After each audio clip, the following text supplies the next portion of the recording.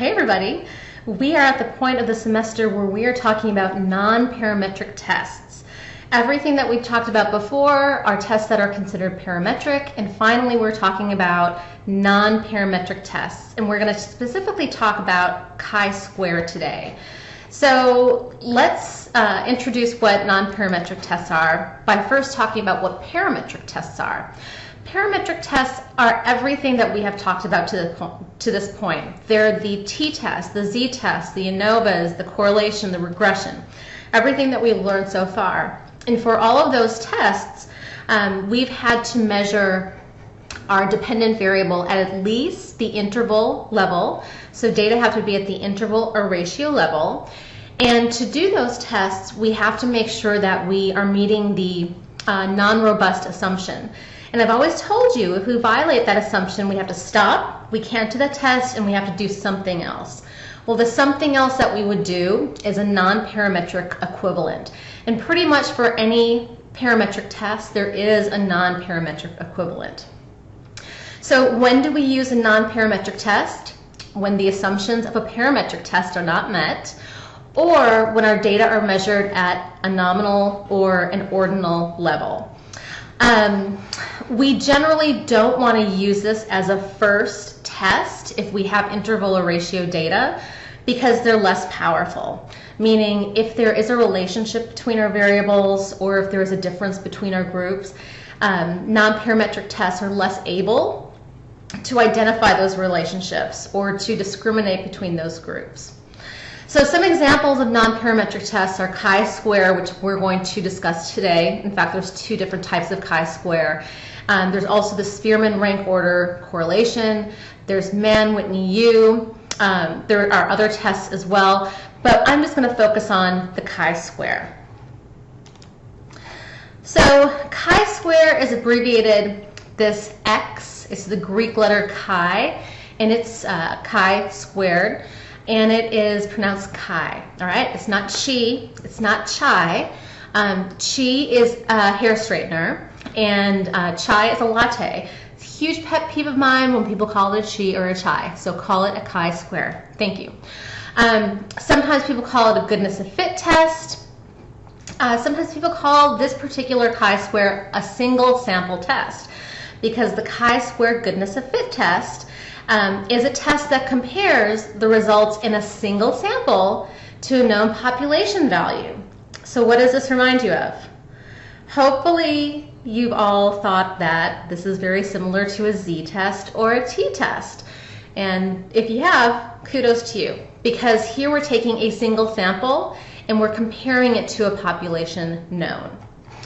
So the example that we're going to work with today is a traffic ticket study, and the question the researcher had was, do local police ticket young drivers disproportionately? Do they give them more tickets than older drivers? So what the researcher did was contact the local law enforcement agency who gave them access to their traffic ticket database, and for every month they randomly selected 6 traffic tickets. So 6 tickets randomly drawn per month times 12 made it so that they had 72 traffic tickets. They then categorized the traffic tickets into whether they were given to young individuals, so teenagers, 19 and below, and then adults, 20 and above. So our dependent measure is the age of the driver. And what the results indicate is that there were 11 teenagers and 61 adults. So what does this tell you? Hopefully it tells you nothing at this point, because we can't make a conclusion without a statistical test. If I've taught you anything, I've taught you that. So these are the data from the sample. What we know about the population is that in that town, only 8% of the drivers are teenagers. So what should that tell you? That should tell you that if there is no discrimination against younger drivers or no discrimination against older drivers, we should see that 8% of those 72 tickets are going to young adults, and 92% of those tickets are going to older individuals, right? So the proportion of what we observe should be equal to the proportion in that population. What we find, though, is something different. If you take 11 tickets and you divide it by the total number of tickets, 72, you get 15%, actually 15.28. So whereas you would expect only 8% of those 72, only 8% of the 8% of teenagers getting the 72 tickets, what you see is 15% of the teenagers getting tickets. So there's this big discrepancy here. So the question is this due to sampling error, or is this due to something else? So of course we've got to do a statistical test to find this out. So we're going to do our 6 steps of hypothesis testing. So we're going to pick a test. It is a single sample goodness of fit test because a single sample value, the 15.28%, is being compared to a population value, which is 8%. Our dependent variable, the age, is a nominal level variable. We have teenagers and adults. And because of that, we've got our chi-square goodness of fit. The next thing is checking our assumptions. For the chi-square, we want to make sure it's a random sample. In this example, it definitely was. So for each month, they randomly selected tickets. We want to make sure that each observation was independent. That definitely was met.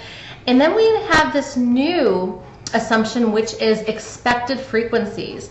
So what is that?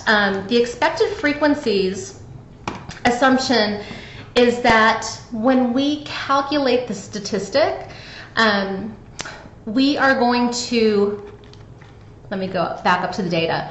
These are the observed frequencies. We're going to actually calculate expected frequencies. What is the exact number of tickets that we would expect given the percentage of individuals in that population? For this assumption, we need to ensure that the expected frequency for any cell is greater than 5. If we have fewer than 5, then we can't even proceed with this statistic. So it's got to be at least 5. Our hypothesis is pretty much the same. We have a null and alternative. In this example, the distribution of tickets to adults and teens in the sample is exactly the same as the distribution of adult and teen drivers in the population. That's the null, no difference. The alternative is that the distribution of tickets to adults and teens in the sample is different than what we see in the population. And then step 4 is setting our decision rule. So we're going to go back in the book and look at an appendix to figure this out. But in order to find this, we have to have 2 pieces of information. We need to set our alpha level. So what's the willingness we have to make a type 1 error? Typically it's 0.01 or 0.05. And then how many degrees of freedom do we have? And this is based on the number of categories. In this example, we have 2 categories, teenagers and adults. So we have 1 degree of freedom. So if we take an alpha level of 0.05 and 1 degree of freedom, our critical value is 3.841. So the critical value of chi-square being 3.841 simply means that in order for us to conclude that it's more likely that these results are due to discrimination and not due to sampling error, our calculated value of chi-square must be 3.841 or greater. And we can create our chi-square distribution, which is a one-tailed distribution starting at 0, and there's 3.841. So any value of chi-square that's out there tells us to reject the null. So the next thing that we're going to do is calculate the statistic.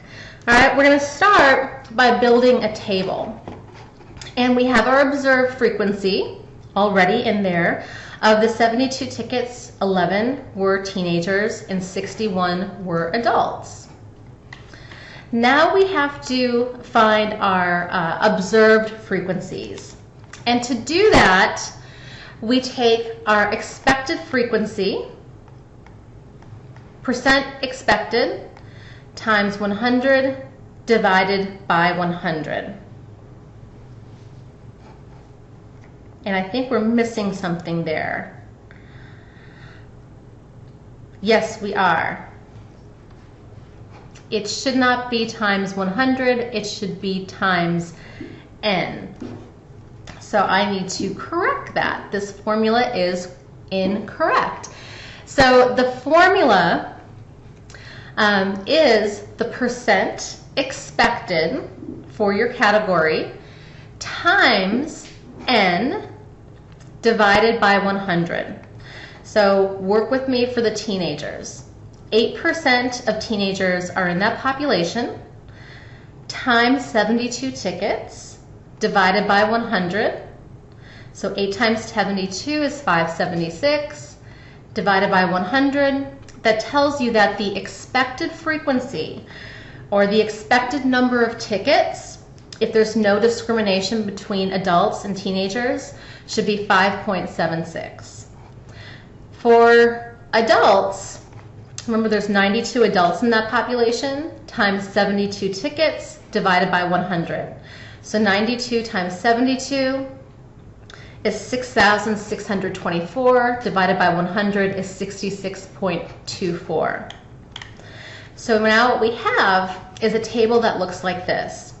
We observed 11 tickets and 61 respectively for teenagers and adults.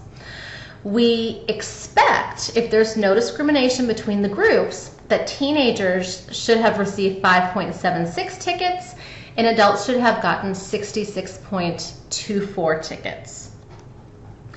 Now that we have the observed frequencies as well as the expected frequencies, we can start calculating the chi-square statistic, which is super easy. The formula for chi-square is the sum of the observed frequency minus the expected squared, so the difference between those values squared, divided by expected. So what we simply do is for every cell, find the difference between its observed and expected, square that difference, divide it by its expected, and then sum up all those products. So for the teenagers, we observed 11. We expected 5.76. That's a difference of 5.24. You square that to get 27.4576. You divide by the expected 5.76 to get 4.7669.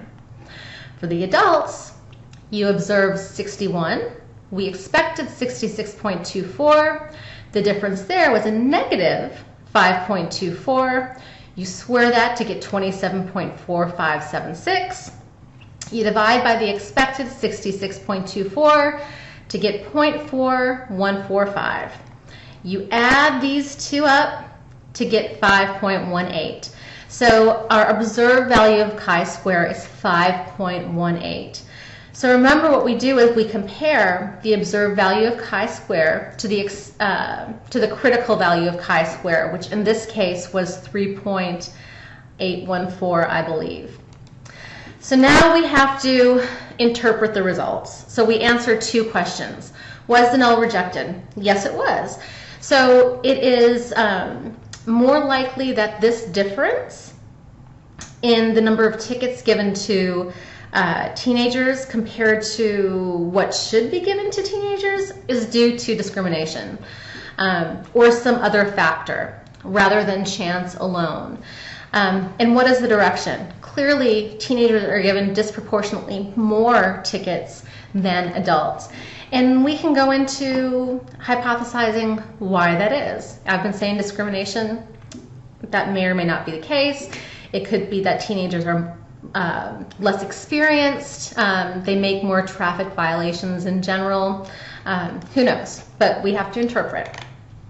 So to provide the data in APA format, ChiSquare for 1 degree of freedom and a sample of 72 was 5.18. We rejected the null at the alpha level of 0.05, so P was less than 0.05. The probability of finding this due to chance alone was less than 0.05.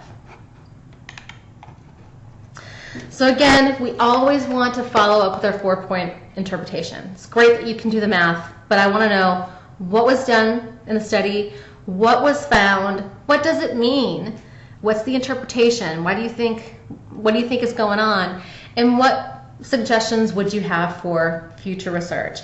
For this particular study, we had teenagers 16, potentially 15 to 19. It's a really small age group, and adults 20 to perhaps in their 80s. So I might widen that age group, the initial age group, or maybe add more age groups to see if there's an effect. So this was the introduction to non-parametric tests, as well as the ChiSquare goodness of fit test. So in the next video, we're going to talk about the ChiSquare test of independence. If you've got any questions, as always, you can contact me at asikorsky@tamit.edu.